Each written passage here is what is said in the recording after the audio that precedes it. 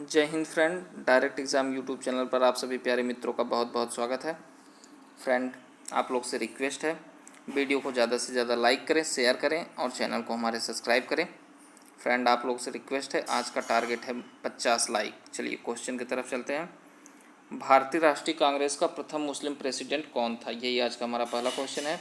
भारतीय राष्ट्रीय कांग्रेस का प्रथम मुस्लिम प्रेसिडेंट कौन था? मुस्लिम प्रेसिडेंट की बात हो रही है। यहाँ पे ऑप्शन नंबर ए दिया हुआ है Abul Kalam Azad, option number B दिया हुआ है Rafi Ahmed Kidwai, option number C दिया हुआ है M.A.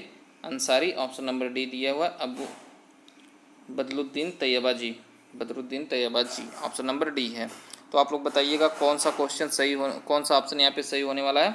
Option number D, Badruddin तैयबाजी को भारतीय राष्ट्रीय कांग्रेस में प्रथम मुस्लिम प्रेसिडेंट बनाया गया था। और ये कब बनाया गया था? 1887 में इन्हें बनाया गया था। इससे पहले दादा भाई नौरोजी थे। आप लोग ध्यान दीजिएगा, 1887 में इन्हें बनाया गया था प्रथम मुस्लिम प्रेसिडेंट कांग्रेस के। अगले क्वेश्चन देखते हैं, question number 2। British house of common का चुनाव लड़ने वाले प्रथम भारतीय कौन थे? तो किसका चुनाव लड़े थे? ब्रिटिश हाउस ऑफ कॉमन का चुनाव लड़े थे। किसने लड़े थे यही आपको बताना है। ऑप्शन नंबर ए दादा भाई Naoroji, option number B Gopal Krishna Gokhale, option number C Firoz Shah Mehta, option number D W.C. Banerjee. तो यहाँ पे ऑप्शन नंबर ए सही हो जाएगा। दादा भाई नौरोजी ने हाउस ऑफ कॉमन का चुनाव लड़ा था, या हाउस ऑफ कॉमन का चुनाव लड़ने वाले प्रथम व्यक्ति थे। ये आप लोग ध्यान दीजिएगा। अगले क्वेश्चन देखते हैं, क्वेश्चन नंबर 3। भारतीय राष्ट्रीय कांग्रेस के 1905 में बनारस अधिवेशन के अध्यक्ष कौन थे? तो बनारस में एक अधिवेशन हुआ था कांग्रेस का। कब हुआ था? तो वो अधिवेशन हुआ था 1905 में। और उसकी अध्यक्षता किसने की थी? Option number A Surendra Nath Banerjee, option number D Firoz Shah Mehta, option number C Gopal Krishna Gokhale और ऑप्शन नंबर डी दिनसा वाचा। तो यहाँ पे ऑप्शन नंबर सी सही हो जाएगा। गोपाल कृष्ण गोखले ने 1905 के बनारस अधिवेशन में अध्यक्षता की थी। और उसी समय बंगाल का विभाजन हुआ था और उसी समय कांग्रेस लगभग दो भागों में टूट गई थी। पहला गर्मपंथी और दूसरा नरमपंथी, और पहला नरमपंथी। आप लोग आगे चलते हैं, देखते हैं क्वेश्चन नंबर 4 को।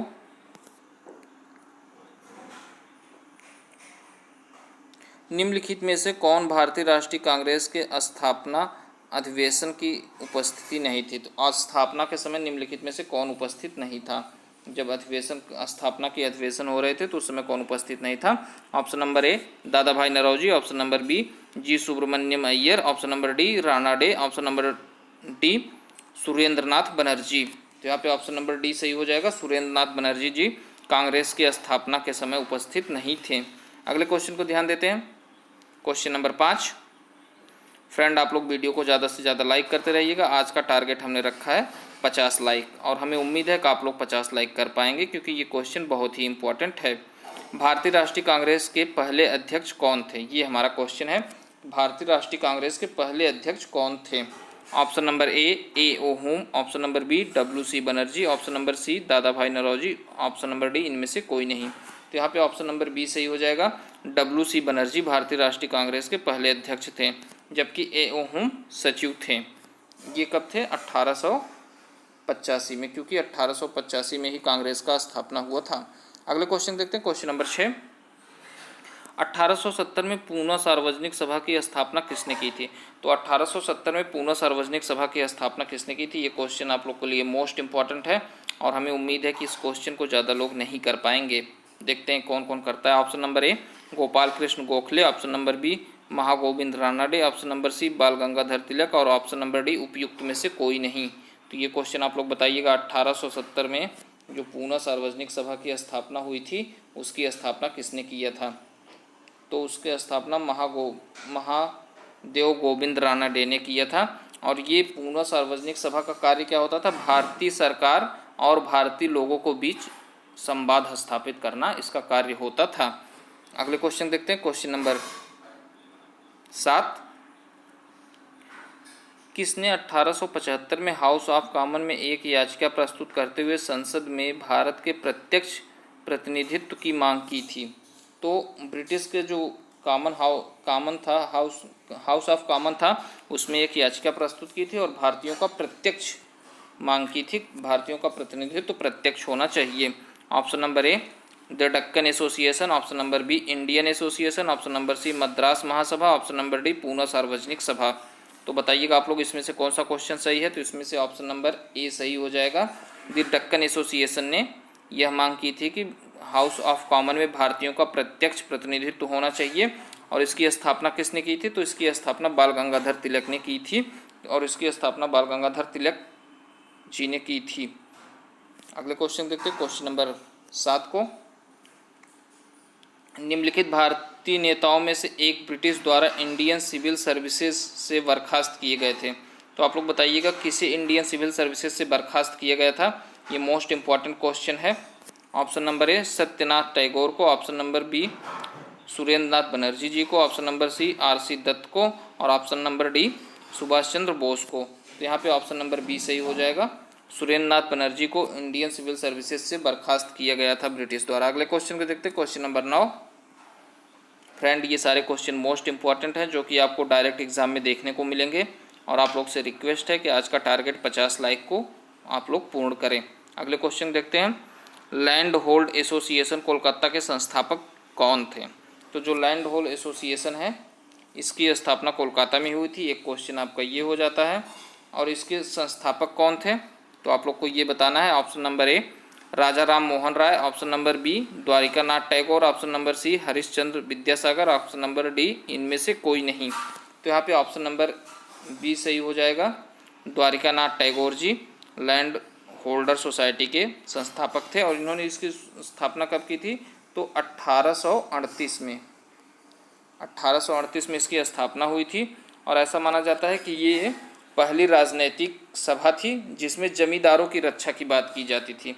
तो ये जमींदारों की रक्षा के लिए बनाई गई पार्टी थी लैंड होल्डर एसोसिएशन सोसाइटी। अगले क्वेश्चन देखते हैं, क्वेश्चन नंबर 10। भारतीय राष्ट्रीय कांग्रेस के प्रथम सत्र की बैठक में कितने प्रतिनिधियों ने भाग लिया था? तो जो भारतीय राष्ट्रीय कांग्रेस की प्रथम बैठक हुई थी 1885 महाराष्ट्र में, उसमें कितने सदस्यों ने भाग लिया था? Option number A 72, option number B 86, option number C 93, option number D 101। तो यहाँ पे ऑप्शन नंबर ए सही हो जाएगा। 72 सदस्यों ने भाग लिया था। अगले क्वेश्चन देखते हैं, क्वेश्चन नंबर 11। मद्रास महाजन सभा की स्थापना कब की गई थी? तो मद्रास महाजन सभा की स्थापना कब की गई थी, ये हमारा क्वेश्चन है। Option number A 1881, option number B 1882, option number C 1883, option number D 1884। यहाँ पे ऑप्शन नंबर डी सही हो जा रहा है 1884। और जब बात आती है कि इसकी स्थापना किसने की थी, तो इसकी स्थापना जी सुब्रमण्यम ने की थी। जी सुब्रमण्यम ने मद्रास महाजन सभा की स्थापना की थी 1884 में। कांग्रेस से 1 साल पहले इसकी स्थापना हुई थी। आप लोग ध्यान दीजिएगा। अगले क्वेश्चन को, क्वेश्चन नंबर 12। भारत में लॉर्ड कर्जन के प्रशासन की तुलना औरंगजेब से किसने की थी? ये क्वेश्चन मोस्ट इंपॉर्टेंट है।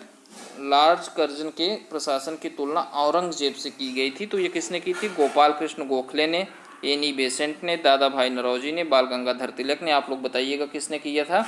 तो यहाँ पे ऑप्शन नंबर ए सही हो जाएगा। गोपाल कृष्ण गोखले ने कर्जन के प्रशासन की तुलना औरंगजेब से की थी। अगले क्वेश्चन देखते हैं, क्वेश्चन नंबर 13। उदारवादियों का सबसे प्रमुख योगदान क्या था? ब्रिटिश नीतियों की ओर जनता का ध्यान खींचना, जन आंदोलन करना, हिंसक कार्य पद्धति, इनमें से कोई नहीं। तो यहाँ पे ऑप्शन नंबर ए सही हो जाएगा। ब्रिटिश शोषण नीतियों की ओर जनता का ध्यान खींचना। तो जो ब्रिटिश की उस समय नीतियाँ थी, शोषणपूर्ण नीतियाँ थी, उसका ध्यान, जनता का ध्यान उसकी तरफ आकर्षित करना, ये उदारवादियों नेताओं का प्रमुख कार्य या प्रमुख योगदान हुआ करता था। अगले क्वेश्चन देखते हैं, क्वेश्चन नंबर 14। उदारवादियों की कार्य पद्धति को किसने भिखमंगों की राजनीति की संज्ञा दी? तो उदारवादियों को किसने भिखमंगों की संज्ञा दी? ऑप्शन नंबर ए उग्रवादियों ने, ऑप्शन नंबर बी वामपंथियों ने, ऑप्शन नंबर सी गांधीवादियों ने, ऑप्शन नंबर डी इनमें से कोई नहीं। तो आप जानते हैं जब उदारवादी था तो उस समय गांधीवादी तो थे नहीं और वामपंथी से इसका कोई लेना देना नहीं है। यहाँ पे ऑप्शन नंबर ए सही हो जाएगा। उग्रवादियों ने इसको भिखमंगी राजनीति की संज्ञा दी है। और उग्रवादी में आते कौन है? तो लाल बाल पाल उग्रवादी नेता में आते हैं। अगले क्वेश्चन को देखते हैं, क्वेश्चन नंबर 15। 1897 में किसकी गिरफ्तारी के बाद कांग्रेस में एक नया मोड़ आया? तो 1897 में किसकी गिरफ्तारी के बाद कांग्रेस में एक नया मोड़ आया? Option number A Bal Gangadhar Tilak, option number B Gopal Krishna Gokhale, option number D Madan Mohan Malviya और ऑप्शन नंबर डी सुरेंद्र नाथ बनर्जी। तो यहाँ पे ऑप्शन नंबर ए सही हो जाएगा। बाल गंगाधर तिलक के गिरफ्तारी के बाद कांग्रेस में एक नया मोड़ आया और इन्हें 6 वर्ष के कारावास हुआ, कठोर कारावास हुआ और इनके ऊपर ये आरोप लगाया गया, देशद्रोह का आरोप लगाया गया बाल गंगाधर तिलक जी के ऊपर। तो फ्रेंड, आज का वीडियो यहीं पे समाप्त होता है। आप लोग से रिक्वेस्ट है कि अपने टारगेट 50 लाइक को पूरा करें और वीडियो को ज़्यादा से ज़्यादा शेयर करें, चैनल को सब्सक्राइब करें। धन्यवाद। जय हिंद।